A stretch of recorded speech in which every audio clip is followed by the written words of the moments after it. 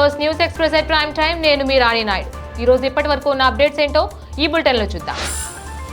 AP మద్యం కుంభకోణం కేసులో కీలక పరిణామం చోటు చేసుకుంది. ఈ కేసులో నిందితుడిగా ఉన్న బాలాజీ గోవిందప్పను సిట్ అధికారులు అరెస్ట్ చేశారు. పక్కా సమాచారంతో మైసూరులో ఆయన్ను అరెస్ట్ చేసి విజయవాడకు తీసుకొస్తున్నారు. గోవిందప్ప భారతీ సిమెంట్స్ పూర్తికాలపు డైరెక్టర్గా ఉన్నారు. ఏపీ మద్యం కుంభకోణం కేసులో వైసీపీ ఎంపీ మిథున్ రెడ్డికి సుప్రీంకోర్టులో చుక్కెదురైంది. ముందస్తు బెయిల్ కోసం హైకోర్టునే ఆశ్రయించాలని అత్యున్నత న్యాయస్థానం స్పష్టం చేసింది. మిథున్ రెడ్డి ముందస్తు బెయిల్ను నిరాకరిస్తూ గతంలో కూడా హైకోర్టు తీర్పు ఇచ్చింది. గతంలో మిథున్ రెడ్డికి ఇచ్చిన మధ్యంతర రక్షణను కూడా సుప్రీంకోర్టు తొలగించింది.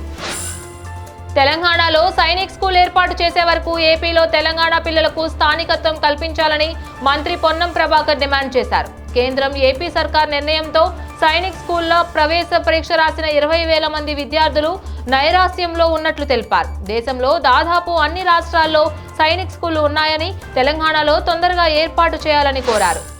ప్రధాని నరేంద్ర మోదీ మంగళవారం పంజాబ్లోని ఆధంపూర్ ఎయిర్ బేస్ ను సందర్శించారు. అక్కడ ఉన్న సైనికులతో మాట్లాడారు. ఆపరేషన్ సింధూర్ భారత్ పాక్ కాల్పుల విరమణకు అంగీకరించిన నేపథ్యంలో ఆయన పర్యటన ప్రాధాన్యం సంతరించుకుంది. దాయాది టార్గెట్ చేయాలని యత్నించిన వాటిలో ఆధంపూర్ వైమానిక స్థావరం కూడా ఒకటి. భారత్ చేపట్టిన ఆపరేషన్ సింధూర్లో తనకు జరిగిన నష్టాలను పాక్ మెల్లగా వెల్లడిస్తోంది.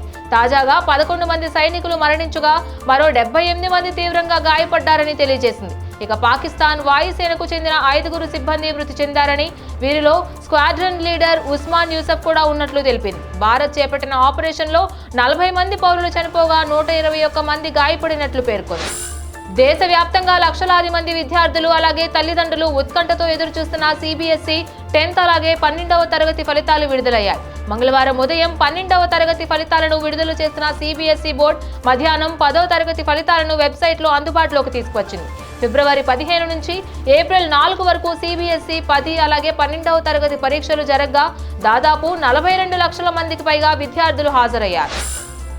దేశానికి అత్యధికంగా వర్షపాతాన్నిచ్చే నైరుతి రుతుపవనాలు మరింత చురుగ్గా కదులుతున్నాయి.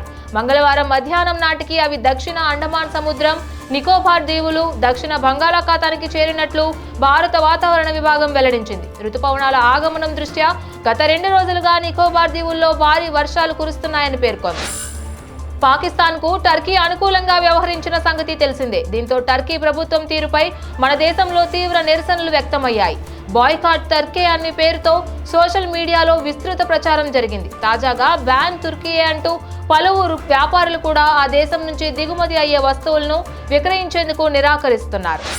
జమ్మూ కాశ్మీర్లోని షోపియాన్లో భద్రతా బలగాలు ఉగ్రవాదుల మధ్య ఎదురు కాల్పులు చోటు చేసుకున్నాయి. ఈ కాల్పుల్లో ఓ ఉగ్రవాది హతమయ్యాడు. షూక్రుకెల్లర్ ప్రాంతంలో ఉగ్రవాదులు ఉన్నారనే సమాచారంతో భద్రతా బలగాలు తనిఖీలు చేపట్టాయి. దీంతో ఉగ్రవాదులు కాల్పులకు తెగబడగా బలగాలు తిప్పికొట్టాయి. అమెరికాకు చెందిన కొన్ని రకాల వస్తువులపై ప్రతీకార సుంకాలు విధించనున్నామన్న విషయాన్ని భారత్ ప్రపంచ వాణిజ్య సంస్థకు వెల్లడించింది. ముఖ్యంగా భారత స్టీల్, అల్యూమినియంపై విధించిన సుంకాలకు ప్రతిస్పందనగా ఈ నిర్ణయం తీసుకోనున్నట్లు తెలుస్తోంది. కొన్ని ప్రత్యేకమైన అమెరికా వస్తువులకు ఇస్తున్న రాయితీలను నిలిపివేసి దిగుమతి సుంకాలను పెంచనున్నట్లు దీనిలో వెల్లడించింది.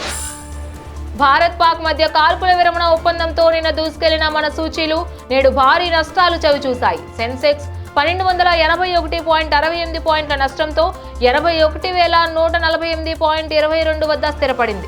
నిఫ్టీ 346.35 పాయింట్ల నష్టంతో 24,578.35 వద్ద ముగిసింది.